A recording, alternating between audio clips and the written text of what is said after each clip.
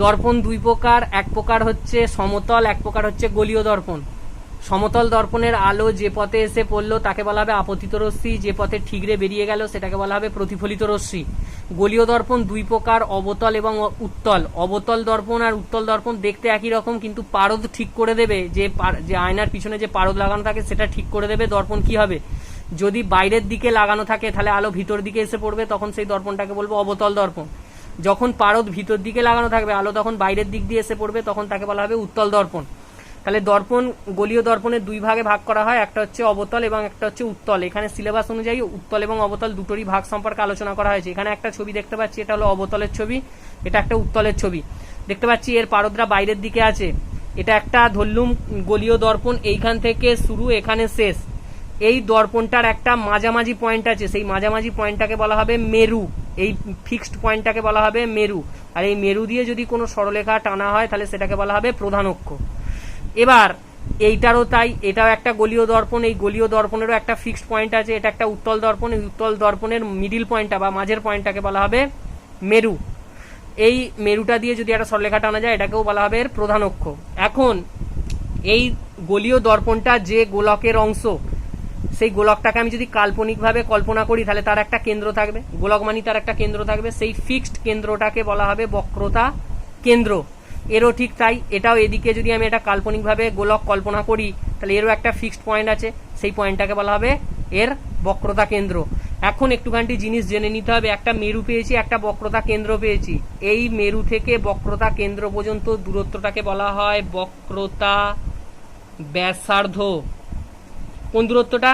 এই মেরু থেকে শুরু করে এই প্রধান অক্ষ পর্যন্ত এই ডিস্টেন্সটাকে বলা হবে বক্রতা ব্যাসার্ধ। এরও ক্ষেত্রে তাই একই হবে, এখানে এর বক্রতা কেন্দ্র পেয়েছিলাম, এখানে এর মেরু ছিল, এই টোটাল ডিস্টেন্সটাকে বলা হবে এই উত্তল দর্পণটার বক্রতা ব্যাসার্ধ। এরপরে আমি সরাসরি চলে আসছি মুখ্য প্রকাশে। মুখ্য প্রকাশ প্রথমে অবতলের শেখানো যাক। অবতল মানেই তার পিছন দিকে পারদের প্রলেপ লাগানো আছে, অর্থাৎ আলো ভিতর দিক দিয়ে এসে পড়বে। এর একটা মাঝের পয়েন্ট আছে, সেটা হলো মেরু, মেরু দিয়ে যদি একটা লাইন টানি সেটাকে বলা হবে প্রধান অক্ষ। এখন আলোটা এই পথে এসে পড়লো, অবশ্যই এটাকে প্রধান অক্ষের সমান্তরাল হয়ে ফেলতে হবে। এই রশ্মিটা আপতিত রশ্মি, এখানে এসে আপতিত হলো, এবার ও ঠিকরে বেরিয়ে আসবে। ঠিকরে যখন বেরোবে এইভাবে বেঁকেও বেরিয়ে এলো, এই রশ্মিটাকে বলা হবে প্রতিফলিত রশ্মি।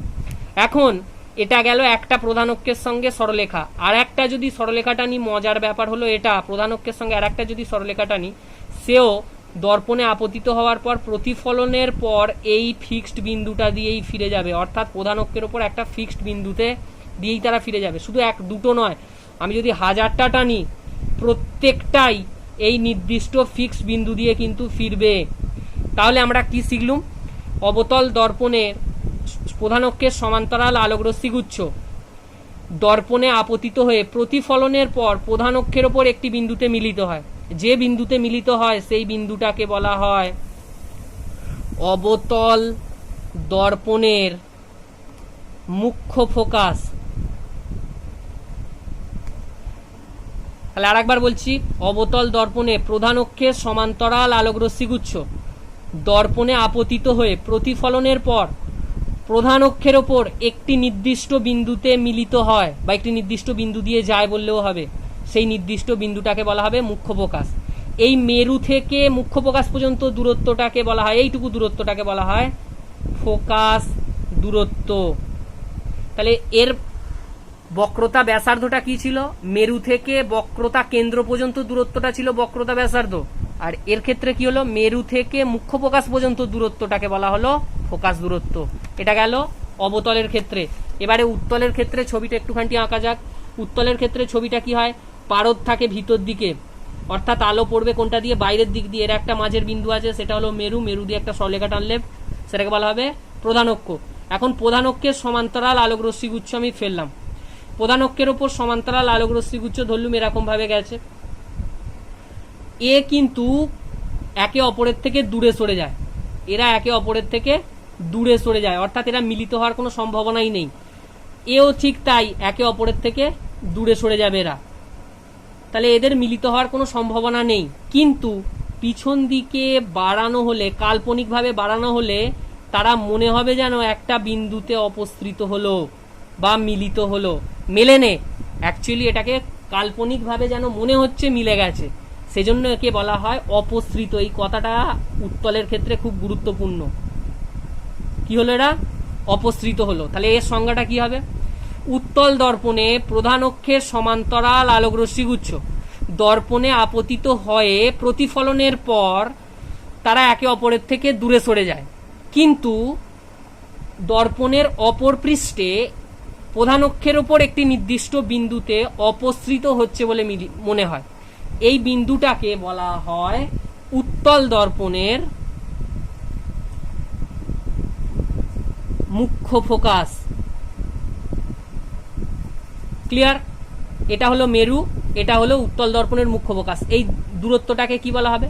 ফোকাস দূরত্ব বলা হবে। তাহলে অবতলেরও একটা ফোকাস দূরত্ব ছিল, এখানে আমরা দেখতে পেয়েছি মেরু থেকে ফোকাস পর্যন্ত দূরত্ব, আর উত্তলেও আমরা দেখেছি মেরু থেকে ফোকাস পর্যন্ত দূরত্ব।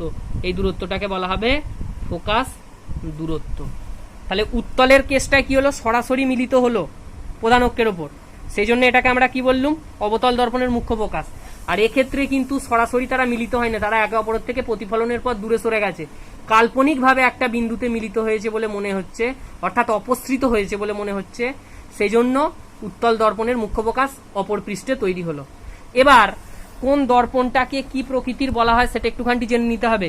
আমরা অবতল দর্পণের ক্ষেত্রে দেখলুম প্রধান অক্ষের সঙ্গে সমান্তরাল আলোকরশ্মিগুচ্ছগুলো দর্পণে আপতিত হয়ে প্রতিফলনের পর একে অপরের থেকে কাছে সরে আসছে, সেই জন্য এই দর্পণটাকে বলা হয় অভিসারী দর্পণ। খুব গুরুত্বপূর্ণ। কেন অভিসারী দর্পণ? প্রধান অক্ষের সমান্তরাল আলোকরশ্মিগুচ্ছগুলো আপতিত হয়ে প্রতিফলনের পর একে অপরের কাছে সরে আসছে এবং একটা বিন্দুতে মিলিত হয়ে গেছে, সেই জন্য একে বলা হয় অভিসারী দর্পণ। কিন্তু উত্তলের ক্ষেত্রে আমরা কি দেখলুম? প্রধান অক্ষের সঙ্গে সমান্তরাল আলোকরশ্মিগুচ্ছ দর্পণে প্রতিফলিত হয়ে একে অপরের থেকে দূরে সরে যাচ্ছে, সেই জন্য এটাকে বলা হয় অপসারী দর্পণ। তাহলে প্রশ্ন যদি আসে কোন দর্পণকে অভিসারী বলে, কেন বলে? অবতলকে অভিসারী বলে, কারণ কি? প্রধান অক্ষের সমান্তরাল আলোকরশ্মিগুচ্ছ দর্পণে আপতিত হয়ে প্রতিফলনের পর একে অপরের কাছে সরে আসে বা মিলিত হয়ে যায়, সেই জন্য একে অভিসারী দর্পণ বলে। আর অপরপক্ষে অপসারী দর্পণ কাকে বলে? প্রধান অক্ষের সমান্তরাল আলোকরশ্মিগুচ্ছ উত্তল দর্পণে আপতিত হয়ে প্রতিফলনের পর একে অপরের দূরে সরে যায় বলে উত্তলকে অভিসারী দর্পণ বলা হয়। ক্লিয়ার? এরপর এটা গেল মুখ্য ফোকাস। এছাড়াও গৌণ ফোকাস আছে। গৌণ ফোকাস ব্যাপারটা কি? শুধুমাত্র আমি অবতল দিয়ে বোঝাচ্ছি, উত্তল দিয়েও একই হবে, বোঝানোর দরকার নেই। এটা ধরলাম একটা অবতল দর্পণ, যার পিছন দিকে পারদ অর্থাৎ আলো ভিতর দিকে পড়বে, এর একটা প্রধান অক্ষ আছে, মাঝের পয়েন্টটা মেরু। এটা বলেছিলাম প্রধান অক্ষের সঙ্গে সমান্তরাল করে পাঠাও রশ্মিগুচ্ছগুলো, কিন্তু এখন বলছি নিজেদের মধ্যে সমান্তরাল করে পাঠাও, প্রধান অক্ষের সঙ্গে সমান্তরাল করে পাঠানোর দরকার নেই। নিজেরা এরা সমান্তরাল আমি দেখতে পাচ্ছি, কিন্তু এরা প্রধান অক্ষের সঙ্গে সমান্তরাল নয়। প্রধান অক্ষ এই লাইনটা, আর এরা নিজেরা একটা সমান্তরাল আলো এসেছে। দর্পণে প্রতিফলনের পর এরা কিন্তু প্রধান অক্ষে মিলিত হবে না। প্রধান অক্ষের নিচে কোনো একটা জায়গায় ওরা মিলিত হবে, এই বিন্দুতে। যে বিন্দুতে মিলিত হলো এইটাকে বলা হয় গৌণ ফোকাস। আর এইখানে যদি আমি একটা কাগজ কল্পনা করি, সেই কাগজটা একটা তলের মতো, সেই তলটাকে বলা হবে ফোকাস তল। অর্থাৎ আমরা একটা জিনিস কি শিখলাম? প্রধান অক্ষের সমান্তরাল যদি করে পাঠাই তাহলে তারা প্রধান অক্ষের ওপর একটা বিন্দুতে মিলিত হবে, একদম প্রধান অক্ষের ওপরই, সেই বিন্দুটাকে বলা হবে মুখ্য ফোকাস।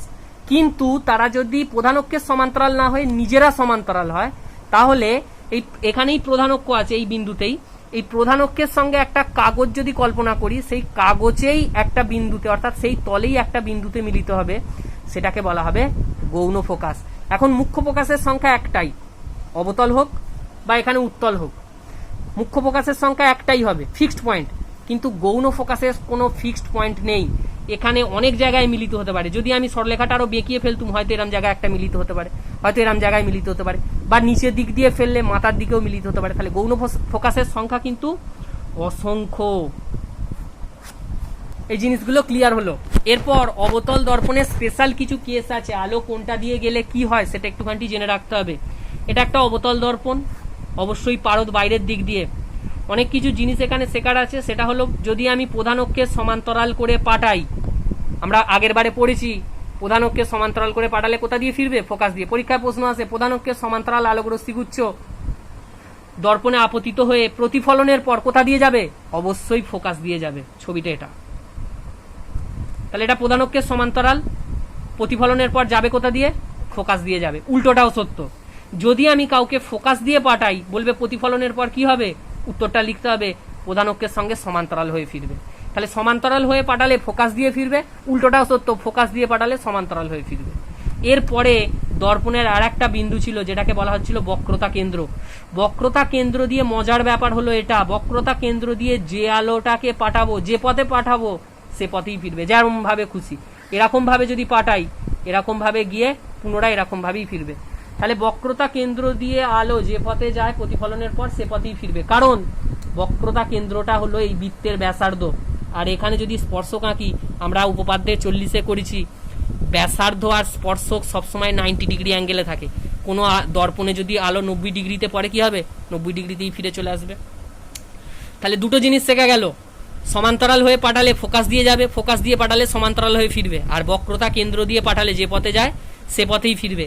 আর একটা বলা হয়নি, সেটা হলো মেরুতে যদি সরাসরি মেরু দিয়ে পাঠাই, এটাও কিন্তু লম্বভাবেই পড়ছে, অর্থাৎ প্রধানক্ষের সঙ্গে যদি কোনো রশ্মিকে সোজাসুজি পাঠাই যে পথে যাবে সে পথেই ফিরবে, কারণ এখানেও বক্রতা ব্যাসার্ধ দিয়েই যাচ্ছে।